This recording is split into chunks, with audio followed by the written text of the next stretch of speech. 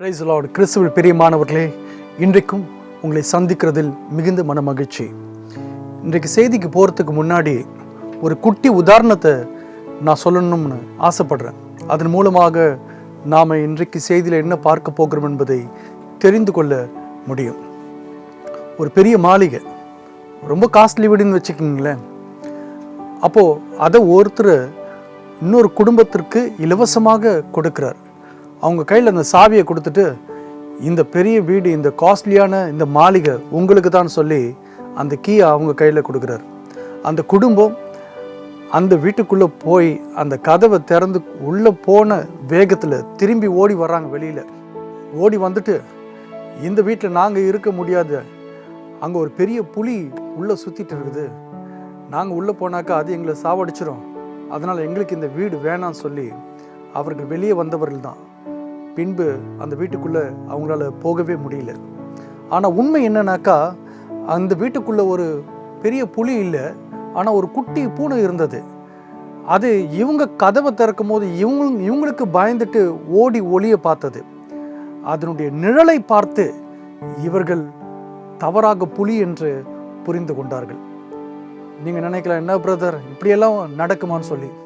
கிறிஸ்துவில் பிரியமானவர்களை, இப்படி இதுக்கு ஒத்த ஒரு சமாச்சாரம் உண்மையிலேயே இஸ்ரவேல் ஜனத்தினுடைய வாழ்க்கையில் நடந்தது. பிரியமானவர்களே, பரிதாபத்திற்குரிய ஒரு விஷயம். அவர்களுடைய அறியாமையினால அவர்கள் பெரிய பாதிப்பை, பின்னடைவை தங்களுடைய வாழ்க்கையில் சந்தித்தார்கள். தேவன் இஸ்ரவேல் ஜனம் எகிப்தில் அடிமைப்பட்டிருக்கும் போது அவர்களை அங்கிருந்து விடுதலை செய்து அவர்களுக்கு ஒரு சொந்தமான தேசத்தை, கானான் தேசத்தை கொடுப்பேன் என்று சொல்லி வாக்களித்து மோசேயின் தலைமையில் அவர்களை தேவன் கொண்டு வருகிறார். அப்படி கொண்டு வரும்போது என்னாகும் 13ஆம் அதிகாரத்தில் அவர்கள் சுதந்திரிக்க போகின்ற கானான் தேசத்தை சுற்றி பார்க்கும்படியாய் மோசே என்ன செய்கிறார், கோத்திரத்திற்கு ஒரு தலைவர் என்று ஒரு 12 பேர்கிட்ட சேர்த்து, அதில் யோசுவாவும் காலேபும் அடக்கம், இவர்கள் எல்லோரையும் போய் இந்த கானான் தேசம் எப்படிப்பட்டது என்பதை பார்த்து வாருங்கள் சொல்லி அனுப்பி வச்சார். போன அத்தனை பேரும் ஒரு 40 நாள் சுற்றி பார்த்து அந்த தேசத்தை வரும்போது கையில் மாதுளை பழம், அத்தி பழம், திராட்சை, அப்படி இப்படின்னு எல்லாத்தையும் பிடிச்சிட்டு வந்துட்டாங்க. வந்தோன்னு அவங்க ரிப்போர்ட் சப்மிட் பண்ணாங்க மோசேக்கிட்ட, அங்கே இருக்கக்கூடிய மக்கள்கிட்ட. என்னன்னு சொல்லி, இந்த கனிகளெல்லாம் சுவையானது பாருங்கள், இதெல்லாம் அந்த தேசத்திலிருந்து கொண்டு வரப்பட்டது, அந்த தேசம் பாலும் தேனும் ஓடக்கூடிய தேசம் சொல்லி சாப்பாடு மேட்டர் எல்லாம் அமோகமாக ரிப்போர்ட் பண்ணுவாங்க. அந்த தேசத்தில் குடியிருக்கக்கூடிய ஜனங்கள் எப்படிப்பட்டவர்கள் என்று சொல்லும்போது அவங்க என்ன சொன்னாங்கன்னாக்கா, அந்த ஜனங்கள் பலவான்கள், அவர்கள் மிகப்பெரியவர்கள், அவர்கள் ராட்சதர்கள், அவர்கள் நாம் ஒன்றும் பண்ண முடியாதுன்னு சொல்லி துர்ச்செய்தியை, நெகட்டிவான ஒரு ரிப்போர்ட்டை கொடுத்துட்டாங்க. என்னாகமும் 13ஆம் அதிகாரம் 31ஆம் வசனத்தில் இப்படி வாசிக்கிறோம், அவனோடு கூட போய் வந்த மனிதரோ, நாம் போய் அந்த ஜனங்களோடு எதிர்க்க நம்மாலே கூடாது, அவர்கள் நம்மை பார்க்கிலும் பலவான்கள் என்றார்கள். ஓ, இந்த நெகட்டிவான ரிப்போர்ட்டை கேட்ட உடனே அங்கிருந்து ஒட்டுமொத்த பல லட்சக்கணக்கான இஸ்ரவேல் ஜனங்கள் மனம் துவண்டு போனார்கள், கலங்கி போனார்கள். நீங்கள் 14ஆம் அதிகாரம் 1 முதலான வசனங்களை எடுத்து வாசித்தீர்கள் என்றால் வேதம் சொல்லுது, அவர்கள் கூக்குரலிட்டு புலம்பி முழுவதும் அழுதார்கள். ஓ, என்ன மாதிரி ஒரு இம்பேக்டை ஏற்படுத்திடுச்சு பாருங்க. நம்முடைய வாழ்க்கையில் கூட, நம்முடைய குடும்பத்தோடு, நண்பர்களோடு நாம் பழகும்போது, நாம் பேசும்போது, நெகட்டிவான அவிசுவாசமான காரியத்தை பேசும்போது மற்றவர்கள் பயந்து இப்படி தான் கூக்குரலிட்டு புலம்பி முழுவதும் தூக்கம் இல்லாமல் அழுதுட்டு இருப்பாங்க. அப்படி ஒருவேளை உங்கள் வீட்டில் இருந்தாங்கனாக்கா, நீங்கள் பேசின காரியங்கள் எப்படிப்பட்ட காரியங்கள் என்பதை யோசித்து பாருங்கள். அது அவிசுவாசமான காரியமா என்பதை யோசித்து பாருங்கள். இந்த ஜனம் அப்படி தான் நடந்துக்கிட்டாங்க. என்னன்னு சொல்லி, நாங்கள் என்னுடைய பெஞ்சாதிகள், என்னுடைய பிள்ளைகள் எல்லாம் இங்கே சாகிறதுக்காக கொண்டு வந்தீங்க, நாங்கள் எகிப்திலேயே செத்து போயிருப்போமே, நாங்கள் மறுபடியும் எகிப்திற்கு திரும்பி போகிறோம் என்று சொல்லி மோசேக்கும் ஆண்டவருக்கு விரோதமாக அந்த ஜனம் முறுமுறுத்தார்கள். ஆனால் யோசுவாவும் காலேபும் விசுவாசமான வார்த்தைகளை பேசினார்கள். என்னாகமும் 14ஆம் அதிகாரம் 9ஆம் வசனத்தில் வாசிக்கிறோம், கர்த்தருக்கு விரோதமாக மாத்திரம் கலகம் பண்ணாதிருங்கள், அந்த தேசத்தின் ஜனங்களுக்கு நீங்கள் பயப்பட வேண்டியதில்லை, அவர்கள் நமக்கு இரையாவார்கள், அவர்களை காத்த நிழல் அவர்களை விட்டு விலகி போயிற்று, கர்த்தர் நம்மோடு இருக்கிறார், அவர்களுக்கு பயப்பட வேண்டியதில்லை என்றார்கள். பாருங்க, கர்த்தர் நம்மோடு இருக்கிறாரு, ஆகவே நீங்கள் பயப்பட வேண்டியதில்லைன்னு சொல்லி 1க்கு 2 முறை சொல்லிட்டாங்க. நல்லா கவனிச்சிங்கன்னா வேதம் சொல்லுது, அழைத்தவர் உண்மையுள்ளவர். அவர் தான் இவங்களை எகிப்தில் அடிமைப்பட்டு கிடக்கிறாங்களே சொல்லி பரிதாபப்பட்டு தம்முடைய ஜனத்தை விடுதலை செய்து நான் உங்களுக்கு ஒரு சொந்த தேசத்தை கொடுப்பேன்னு சொல்லி வழி நடத்தி அழைத்து செல்கிறார். அப்படி கொண்டு போகிற தேவனுக்கு தெரியாதா இவர்களுக்கு என்ன செய்யணும், இவர்களை பகைவர்களுடைய கைகளில் இருந்து பாதுகாக்க வேண்டும், இவர்களுக்கு ஜெயத்தை கொடுக்க வேண்டும் என்று. ஆனால் இந்த ஜனங்கள் அதையெல்லாம் புரிந்து கொள்ளவில்லை. ஆண்டவர் தானே நம்மளை கூப்பிட்டாரு, அவர் நமக்கு ஜெயத்தை கொடுக்க மாட்டாரா, அவர் நமக்காக யுத்தம் செய்ய மாட்டாரா, காரியங்களை பார்த்து கொள்ள மாட்டாரா என்கிற நம்பிக்கை அவங்க கிட்ட இல்லை. அவர்கள் தேவனுக்கு விரோதமாக அவிசுவாசத்தினாலே முறுமுறுத்தார்கள். அதனால தேவன் கோபம் உண்டவராகி என்ன சொல்லிட்டாருனாக்கா, 20 வயசுக்கு மேற்பட்டவர்கள் யாரெல்லாம் அவிசுவாசமாக பேசினார்களோ அவர்களில் ஒருவரும் கானான் தேசத்துக்குள்ள பிரவேசிக்க முடியாது. அடுத்த 40 வருஷம் அவர்கள் 40 நாட்கள் இந்த வேவு பார்க்கக்கூடிய நபர்கள் அந்த கானான் தேசத்தை சுற்றி பார்த்து வந்தார்கள். அதுக்கு சரி நிகரா 40 நாளுக்கு 40 வருஷம் நீங்க இதே வனாந்திரத்துல பாலை வனத்துல சுற்றி திரிய வேண்டும். 20 வயசுக்கு மேற்பட்டவர்கள் எல்லோரும் நீங்கள் மரித்து போகின்ற வரையிலும் இது நடக்கும். பின்பு இருக்கக்கூடிய சந்ததி தான் கானான் தேசத்திற்குள்ள பிரவேசிக்க முடியும் என்று தேவன் சொல்லிவிட்டார். என்ன ஒரு பரிதாபம் பாருங்க. சரி, இந்த 40 ஆண்டு காலம் இப்படியாக கழிந்து போனது. 40 ஆண்டுக்கு பிற்பாடு என்ன நடந்துச்சுனாக்கா, யோசுவாவின் தலைமையில மீண்டுமாக இஸ்ரவேல் ஜனங்கள் தேவன் தங்களுக்கு வாக்குத்தத்தம் பண்ணின அந்த கானான் தேசத்தை எடுத்துக்கொள்ளும்படியாக அவர்கள் யோர்தானை கடந்து போகிறார்கள். அதை கடந்த உடனே அவர்கள் எதிர்கொள்ளக்கூடிய முதல் பட்டணம் எது என்றால் எரிகோ. யோசுவா என்ன செய்தார்னாக்கா, ஒரு 2 வேவுக்காரரை அனுப்பி, சரி போய் இந்த பட்டணம் எப்படிப்பட்டது, இந்த ஊர் எப்படிப்பட்டது என்பதை பார்த்து வாருங்கள் அப்படின்னு சொல்லி அனுப்பிவிட்டார். போன நபர்கள் என்ன செய்தாங்கனாக்கா, ராகாப் என்று சொல்லக்கூடிய ஒரு வேசினுடைய வீட்டில் தங்களுடைய பாதுகாப்பிற்காக அவர்கள் அங்கே தங்கினார்கள். இந்த வேசி ராகாபுக்கு இவர்கள் யாரு, எதுக்காக வந்திருக்கிறாங்க எல்லாம் தெரிஞ்சிடுச்சு. இவங்க இஸ்ரவேல் ஆளுங்க, இங்கே வேவு பார்க்கிறதுக்காக, நாட்டை வேவு பார்க்கிறதுக்காக வந்திருக்கிறார்கள் என்று சொல்லி அறிந்து கொண்டாள். பின்பு அவர்களிடத்துல ஒரு சமாச்சாரத்தை, ஒரு தகவலை சொல்றார். அதுதாங்க இருக்கிறதுலே ரொம்ப முக்கியமான தகவல், ஒரு திடுக்கிடும் தகவல் என்று கூட நான் சொல்லுவேன். என்ன தகவல்னாக்கா, அவ சொல்றா, நீங்க நினைச்ச மாதிரி நாங்க புலி கிடையாது. அந்த நாட்டை சேர்ந்தவளே சொல்றா, கானான் தேசத்தை சேர்ந்த ஒரு பெண்ணே சொல்லுகிறாள், நீங்க நினைச்ச மாதிரி நாங்க ஒரு புலி கிடையாது, நாங்க ஒரு பூனை, நாங்க ஒரு புலி கிடையாது, நாங்க ஒரு எலி. அதுதான் அந்த தகவலினுடைய முக்கியமான விஷயம். யோசுவா 2ஆம் அதிகாரம் 9லிருந்து 11 வரையிலான வசனங்களை எடுத்து வாசித்தோம் என்றால், ராகாப் இந்த காரியத்தை தான் சொல்றா அந்த 2 பேர்கிட்ட. என்னன்னு சொல்லி, கர்த்தர் உங்களுக்கு தேசத்தை ஒப்பு கொடுத்தார் என்றும், உங்களை பற்றி எங்களுக்கு திகில் பிடித்திருக்கிறது என்றும், உங்களை குறித்து தேசத்து குடிகள் எல்லாரும் சோர்ந்து போனார்கள் என்றும் அறிவேன்.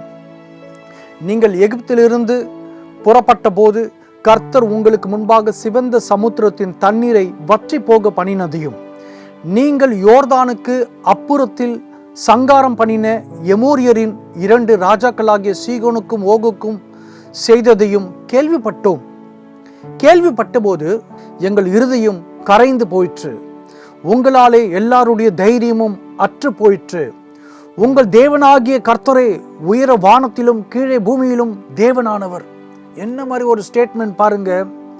40 வருஷத்துக்கு முன்னாடி இவர்கள் எகிப்திலிருந்து புறப்பட்ட போது செங்கடல் 2ஆக பிளந்து வெட்டாந்தரையில இவர்கள் நடந்து வந்த சமாச்சாரத்தை, காரியத்தை இந்த கானான் தேசத்தார் அறிந்திருந்தார்கள். அதை கேள்விப்பட்ட போது அந்த பெண்ணு சொல்றா, ஆண்டவர் உங்களுக்காக எகிப்தில செய்த அற்புதங்களையும், அவர் இந்த சிவந்த சமுத்திரத்தை 2ஆக பிரித்த காரியத்தையும் நாங்கள் கேள்விப்பட்டோம். கேள்விப்பட்ட போது எங்க ஆளுங்களுக்கு எல்லாம் பயம் வந்துடுச்சு, திகில் வந்துடுச்சு, சோர்ந்து போனார்கள், தைரியமற்று போனார்கள், அவர்களுடைய இருதயம் கரைந்து போயிடுச்சு. இன்னும் எவ்வளவு காரியம் சொல்றா பாருங்க.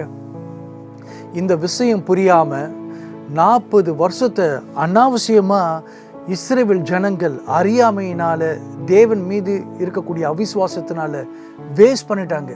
40 வருஷம் அங்க செட்டில் ஆகி சந்தோஷமா வாழ வேண்டியவர்கள் அந்த பாலை வனத்துல சுற்றி திரிந்து ஒரு தலைமுறையே மரித்து போனார்கள். பிரியமானவர்களே, என்ன ஆக்சுவலாக நடந்துச்சு அப்படின்னாக்கா, 40 வருஷத்துக்கு முன்னாடி இஸ்ரவேல் ஜனங்கள் கானான் தேசத்தில் குடியிருக்கக்கூடிய ஜனம் ராட்சதர்கள், அவர்கள் பலவான்கள், அவர்கள் மிகப்பெரிய மனிதர்கள், அவர்களை சண்டை போட்டு மேற்கொள்ள முடியாது, நாம ஜெயிச்ச அந்த தேசத்தை எடுத்துக்கொள்ள முடியாது என்று சொல்லி கானான் தேசத்தில் இருக்கக்கூடிய ஜனங்களை பார்த்து இஸ்ரவேல் ஜனங்கள் பயந்தார்கள்.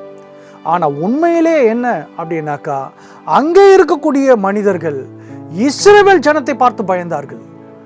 காரணம், கர்த்தர் அவர்களோடு கூட இருக்கிறார், அவர் அற்புதம் செய்கிறார், அவர் மெய்யான தெய்வம், அவர்கள் பட்சத்திலிருந்து யுத்தம் செய்கிறாரு, அவர் பெரிய அற்புதங்களை அதிசயங்களை செய்து இந்த ஜனங்களை எகிப்திலிருந்து விடுதலை செய்து செங்கடலை பிளந்து இவர்களை கொண்டு வந்திருக்கிறாரு. இவங்க வந்தானாக்கா நாம காலி, இவங்க வந்தாக்கா அவ்வளோதான், நாம முடிஞ்சது நம்முடைய கதை அப்படின்னு சொல்லி இவர்களை பார்த்து அவர்கள் பயந்தார்கள்.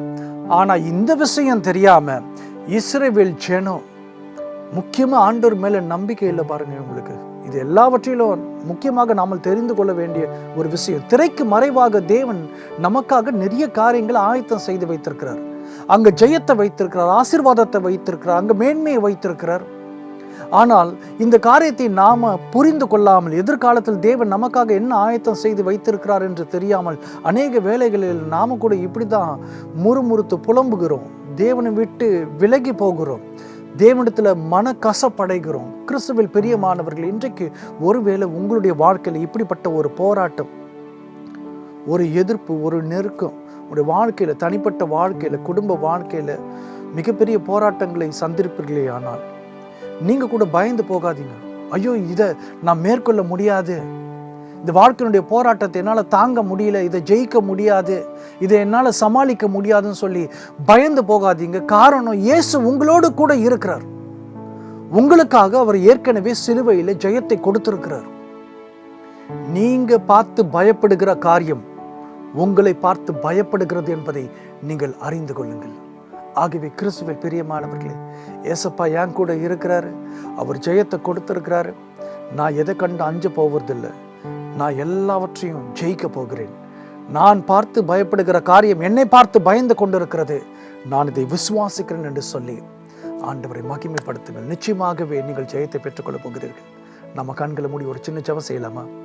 Thank you Lord. அப்பா, உமக்கு கோடான கொடி நன்றி செலுத்துகிற தகப்பனே, இப்போதும் இந்த செய்தியை கேட்ட ஒவ்வொரு பிள்ளைகளும் ஜெயத்தின் பாதையில் நடக்கும்படியா இயேசுவின் வல்லமையுள்ள நாமத்தில் ஜெபிக்கிறேன். அவர்கள் இன்றைக்கு இப்போது எதிர்கொள்ளக்கூடிய எந்த விதமான நெருக்கடியான சூழ்நிலையாக இருந்தாலும், மிகப்பெரிய போராட்டமாக இருந்தாலும், இது என்னால் முடியாது என்று சொல்லி பிள்ளைகள் வேதனையில் இருந்தாலும், நீர் இப்போது எல்லாவற்றையும் நிர்மூலமாக்கி போட்டு பிள்ளைகளுடைய வாழ்க்கையில் தேவ சமாதானம், சந்தோஷம் பெருகும்படியாக ஆசீர்வதிப்பீராக.